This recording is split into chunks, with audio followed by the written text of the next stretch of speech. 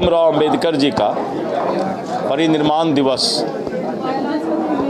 और हम लोगों ने भारतीय जनता पार्टी के सभी सम्मानित नेताओं ने श्री तारकिशोर प्रसाद पूर्व उप मुख्यमंत्री, श्री लखनदर पासवान जी जो हमारे अनुसूचित जाति मोर्चा के अध्यक्ष हैं, श्री शिवेश राम जी जो प्रदेश के महामंत्री हैं और अन्य भगरथी देवी जी, श्री राम सिंह जी, सभी लोगों ने आज हम लोग उनको हृदय से पुष्पांजलि अर्पित किया। बाबा भीमराव अंबेडकर जी का जो संविधान निर्माता है और आज जिस संविधान के मजबूत लोकतंत्र भारत का बाबा भीमराव अंबेडकर जी के लिखे हुए संविधान से चल रहा है, आज हम उनको नमन करते हैं कि जिस तरह से समाज के अंतिम पंक्ति में बैठे हुए लोगों का संविधान में उन्होंने चिंता किया और आज भारत का संविधान पूरे दुनिया का सबसे मजबूत संविधान माना जाता है और इसका श्रेय बाबा भीमराव अंबेडकर जी को जाता है। उन्होंने एक सपना देखा था इस संविधान के माध्यम से कि समाज के सभी लोगों को बराबर का हक मिले, जीने का हक मिले और एक मजबूत लोकतंत्र के रूप में भारत जो है सबके साथ, सबका साथ और सबका विकास करे।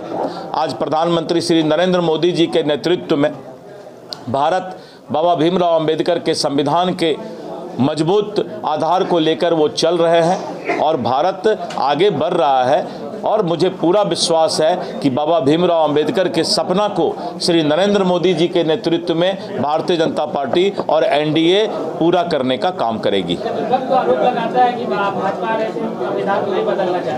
देखिए, अगर पुराना इतिहास आप देखिए तो कांग्रेस के शासन में और पूर्ववर्ती शासन में जिन लोगों ने 70 वर्ष तक जो है इस देश पर राज किया और आपातकाल कोई भूल नहीं सकता है, तो संविधान का जिस तरह से संविधान बाबा भीमराव अंबेडकर के सपना को खंडित करने का काम किया, कभी भी कांग्रेस ने बाबा भीमराव अंबेडकर को सम्मान नहीं दिया। और आपको याद होगा कि अगर उनको भारत रत्न भी मिला तो जिस तरह से चंद्रशेखर जी के प्रधानमंत्रित्व काल में, अटल जी के नेतृत्व में और एनडीए के नेतृत्व में उनको भारत रत्न देने का काम किया और उनको हर वक्त जो है बाबा भीमराव अंबेडकर को नीचा दिखाने का काम कांग्रेस और यही विपक्षी लोगों ने किया और वोट बैंक के लिए, सिर्फ राजनीति के लिए उनको बाबा भीमराव अंबेडकर जी याद आते हैं। आज नरेंद्र मोदी जी के नेतृत्व में सबका साथ, सबका विकास और सबको आगे ले चलने का काम है, तो विपक्ष का काम है यही काम करना, और कोई काम तो है नहीं उनको। इसी के आधार पर अपना वोट बैंक बनाने का काम करते हैं, लेकिन जनता समझ चुकी है और आज जिस तरह से पूरे देश की जनता इस बात को समझ रही है कि कुछ लोग जात पात पर बांटकर इस देश को कमजोर करना चाहते हैं, इस देश का नमक खाते हैं और जाके विदेश में भारत के संविधान और भारत के खिलाफ ही बोलते हैं, वैसे लोगों को जनता अब बेनकाब करेगी। सर, बीपीएससी के बाहर अभी लाठीचार्ज हुआ है, जो अभ्यर्थी हैं वो नॉर्मलाइजेशन का विरोध कर रहे थे।